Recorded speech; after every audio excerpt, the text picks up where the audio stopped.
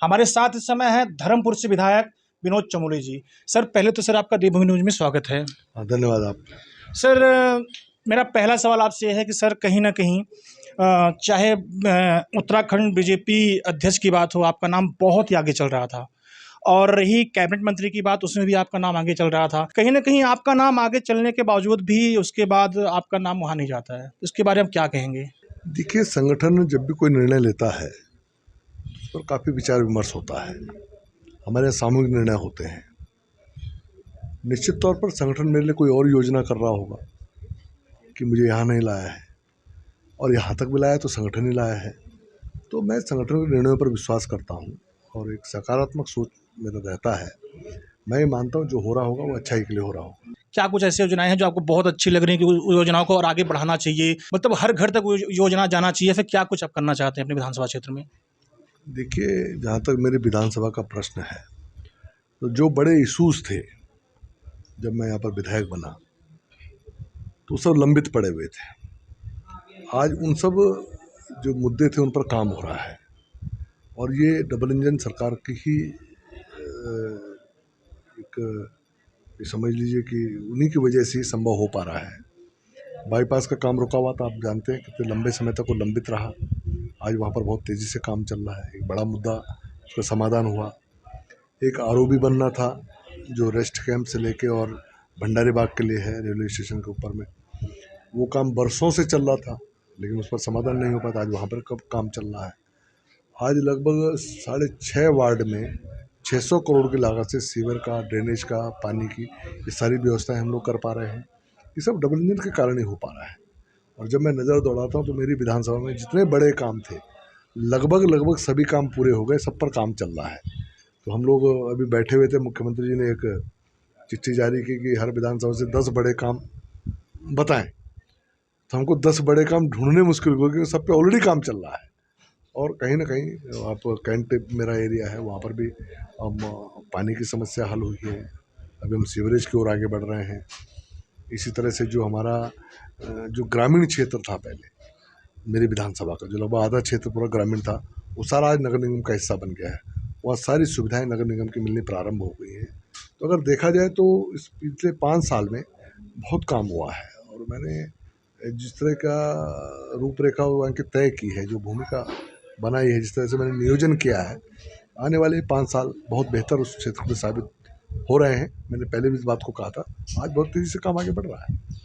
जिस प्रकार से यूके ट्रिपल सी में जो घोटाला हुआ था उसको लेके कांग्रेस के जो नेता थे भुवन कापड़ी, वो हाईकोर्ट जाते हैं और सीबीआई जांच की मांग करते हैं, लेकिन हाईकोर्ट कहीं ना कहीं सीबीआई जांच उसको खारिज कर देती है कि सीबीआई जांच की जरूरत नहीं है। तो सर आप इसे कुछ रूप में देखते हैं, क्योंकि तमाम जो है पूर्व मुख्यमंत्री भी कह रहे थे कि जो SIT की जाँच है उससे हम संतुष्ट हैं, सीबीआई जाँच नहीं होनी चाहिए, जिससे लेकिन भुवन कापड़ी हाईकोर्ट तक गए, लेकिन हाईकोर्ट से वो रिजेक्ट कर दिया गया कि भाई सीबीआई जाँच की यहाँ जरूरत नहीं है। तो क्या कुछ देख रहे हैं, मतलब जो इस समय जो जाँच चल रही है वो सही दिशा में जा रही है? देखिए, हम लोगों ने सब मामलों को बहुत गंभीरता से लिया है और इस पर बाकायदा जांचें भी हो रही हैं, कार्रवाई भी हो रही है। 42 लोग जेल में हैं। और जब कांग्रेस के उपनेता भुवन कापड़ी है, तो मैं कहूँगा कि कांग्रेस उनके माध्यम से हाईकोर्ट में गई और तमाम पहलुओं पर वहाँ चर्चा भी हुई होगी, और हाईकोर्ट ने प्रदेश सरकार से जो कार्रवाई चल रही है उस पर संतोष व्यक्त किया है। ये मान लेना चाहिए कि सरकार सही दिशा में काम कर रही है। और कांग्रेस का ये कहना है कि साहब सीबीआई जांच हो, हमने भी कहा आवश्यकता पड़ेगी उसका दायरा बढ़ाएंगे। तो सीबीआई जांच सरकार भी तो मांग कर सकती थी, लेकिन हमको अपने ऊपर पूरा भरोसा है, अपने तंत्र पर पूरा भरोसा है कि हम दोषियों के खिलाफ में सख्त कार्रवाई करेंगे। जितना अपराध हुआ है उसकी सज़ा अवश्य मिलेगी, और उस संकल्प के साथ हम आगे बढ़ रहे हैं।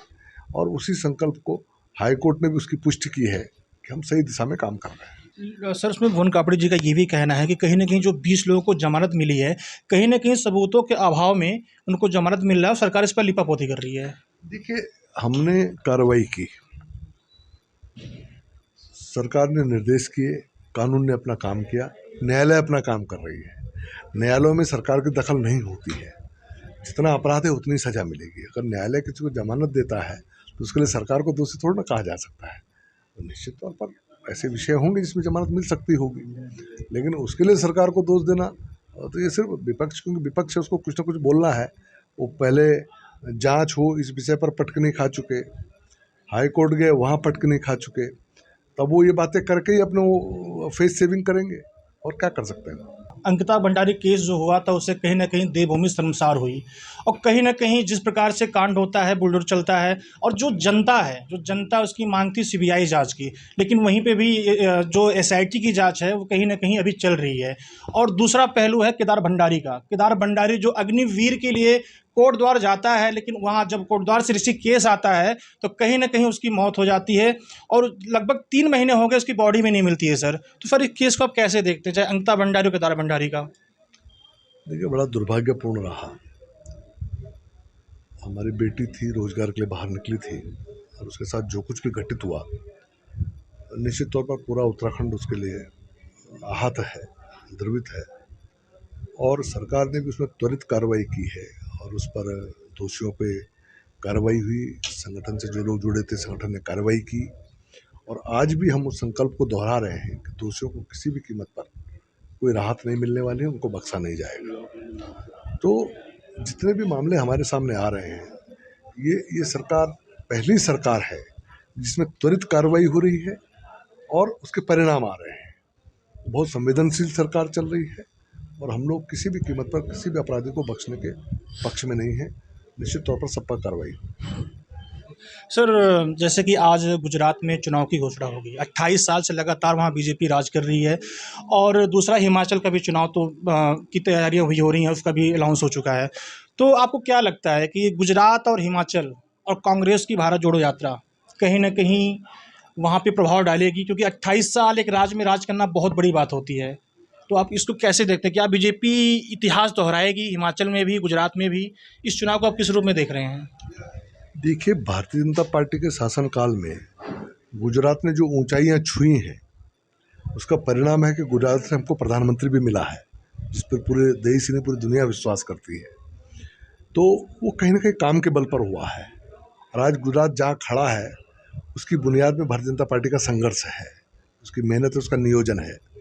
तो गुजरात के लोग इसको भूलने वाले नहीं हैं। तो उस दृष्टि से अगर मैं देखूं तो गुजरात में भारतीय जनता पार्टी की सरकार की वापसी होगी, और पहले से बेहतर होगी, पिछली बार से बेहतर होगी। पिछली बार संघर्ष रहा था, इस बार और आसान होगा, ऐसा मुझे लगता है। और हिमाचल में भी उत्तराखंड की तरह ही वो तिलिस्म टूटेगा कि एक बार बीजेपी एक बार कांग्रेस, ही जो मिथक चलता था, निश्चित तौर पर उत्तराखंड में हमने उसको तोड़ा है, तो हिमाचल भी उसको तोड़ेगा। अभी सर 2 दिन पहले विधानसभा अध्यक्ष ने फर्दली बैठक बुलाई थी सत्र के लिए। तो सर क्या लगता है कि सत्र देहरादून में होगा कि गैरसैंण में होगा? देखिए, गैरसैंण हमारी ग्रीष्मकालीन राजधानी है, और भारतीय जनता पार्टी ने उसको बनाया।